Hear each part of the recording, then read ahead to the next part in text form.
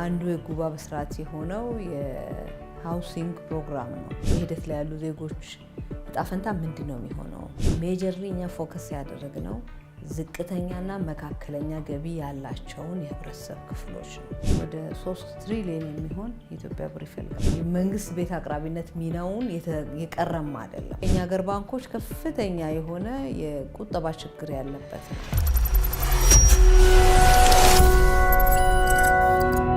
የ1997 ዓመተ ምህረት ወይንም ከ2005 ጀምሮ በጉጉት እየጠበቁ ነው። የኔ እጣ ፈንታ ምን ይሆን? የደከምኩበት የቁጠባ ብርስ መጨረሻው ምንድነው ማለቱ አይቀሬ ነው። መረጃዎች እንደሚያሳዩት 100 ሺህ የጋራ መኖሪያ ቤቶች ግንባታቸው ከ80 በመቶ በላይ ደርሷል። አስተዳደሩ ቤቶቹ በአስቸኳይ አልቀው ለነዋሪው እንዲተላለፉ ጥብቅ የተግባር መመሪያም አስተላልፈዋል። እነዚህ 100 ሺህ ቤቶች የሚገኙባቸው ቱሊ ዲምቱ፣ ገላንጉራ፣ ወርቁ ሰፈር፣ አትክልት ተራና ጋርመንት ሳይቶች ላይ ነው። አሁን ምን እየተደረገ ነው? የእርሶ ስም በእነዚህ ሳይቶች ውስጥ ሊካተት የሚችለው እንዴት ነው? በተጨማሪም ለቤት ቆጣቢዎች፣ ዝቅተኛና መካከለኛ ገቢ ላላቸው የህብረተሰብ ክፍሎች እጅግ በጣም ወሳኝ የሆነ የምስራችና አዲስ የመንግስት ውሳኔ ይዤላችሁ ቀርቤያለሁ። በዚህ ቪዲዮ ውስጥ መንግስት የቤት አቅራቢነት ሚናውን ሙሉ ለሙሉ እንዳልተወና ለእናንተ ያዘጋጃቸውን 4 አማራጮች ይፋ አድርጓል። ይህንንና ሌሎች አዳዲስ ስለ ኮንዶሚኒየም የወጡ መረጃዎችን በዝርዝር እንመለከታለን። እስከ መጨረሻው አብራችሁን እንድትቆዩ በአክብሮት እየጋበዝኩኝ ለቻናላችን አዲስ የሆናችሁ ካላችሁ ላይክ፣ ሼር፣ ሰብስክራይብ በማድረግ የኛ ቤተሰብ ይሁኑ። አብራችሁን ቆዩ።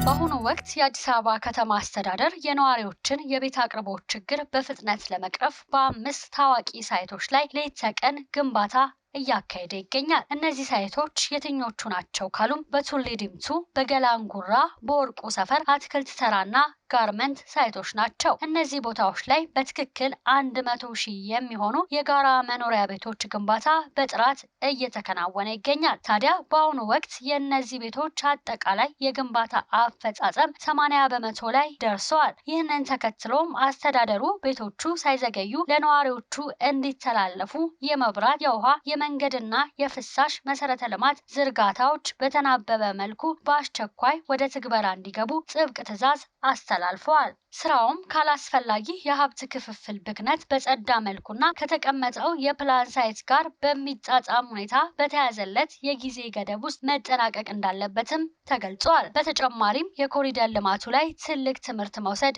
እንደሚገባ ተጠቁመዋል። የኮሪደር ልማቱ ያሳየንን ያንን አስደማሚ ፍጥነትና ጥራት መነሻ በማድረግ እነዚህ 100 ሺህ ቤቶችም በተመሳሳይ ፍጥነት የመሰረተ ልማት ዝርጋታቸው ተጠናቆ ሙሉ ለሙሉ አልቀው ለዜጎች እንዲተላለፉ ትልቅ ተስፋም ተጥሎባቸዋል። አሁን ላይ የወጡ መረጃዎች እንደሚያሳዩት ደግሞ የከተማና መሰረተ ልማት ሚኒስቴር ዴኤታ ሄለን ደበበ ከጋዜጣ ፕላስ ጋር በነበራቸው ቆይታ የኮንዶሚኒየም ቆጣቢዎች እጣ ፈንታ በተመለከተ በሰጡት ማብራሪያ እንደገለጹት ከሆነ መንግስት ከ3 ትሪሊዮን የኢትዮጵያ ብር በላይ የሚጠይቅ በሚቀጥሉት 5 ዓመታት ውስጥ 1.5 ሚሊዮን ቤቶችን ለመገንባት የሚያስችል ግዙፍ ብስራት ይፋ አድርጓል። ነገር ግን ጥያቄው ከ20 ዓመት በፊት የነበረው የቤት ዋጋና ዛሬ ላይ ያለው የገበያ ዋጋ ሰማይና ምድር ነው። ታዲያ እርሶ በድሮ ዋጋ መሰረት የቆጠቡት ቁጠባ ዛሬ ምን ዋጋ ይኖረዋል? በአዲሱ ፖሊሲ መሰረት የእርሶ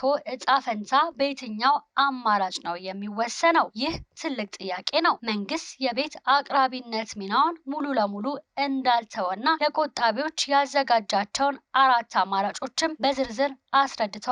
አቀርብላችኋለሁ።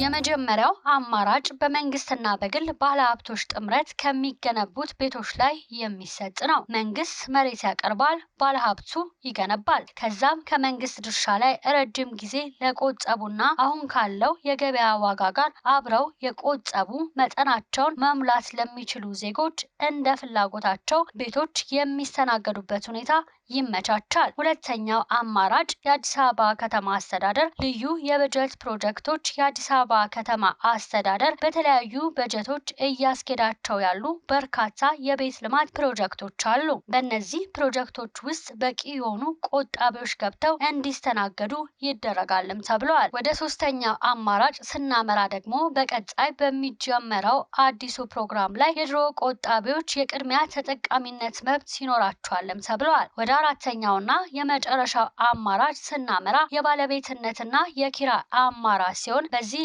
አዲስ አሰራር ውስጥ የመክፈል አቅም ያለው በባለቤትነት የመግዛት አቅም የሌለው ደግሞ በኪራይ አማራጭ የቤቱ ተጠቃሚ እንዲሆን ይደረጋል። ነገር ግን በማንኛውም መንገድ የድሮ ቆጣቢዎች ቅድሚያ ማግኘት አለባቸው የሚለው ጽኑ መግባባት ላይ ተደርሷል። በቅርቡም ጠቅላይ ሚኒስትር አብይ አህመድ ወደ 30 ቢሊዮን የሚጠጋ የልማት ብስራት ይፋ ማድረጋቸው ይታወሳል። እነዚህ ስትራቴጂክ ፕሮጀክት መካከል አንዱ የቤት ልማት ፕሮግራም ነው። እቅዱም በሚቀጥሉት 5 ዓመታት በመላው ኢትዮጵያ 1.5 ሚሊዮን ቤቶችም መገንባት እንደሆነ መረጃዎች ያሳያሉ።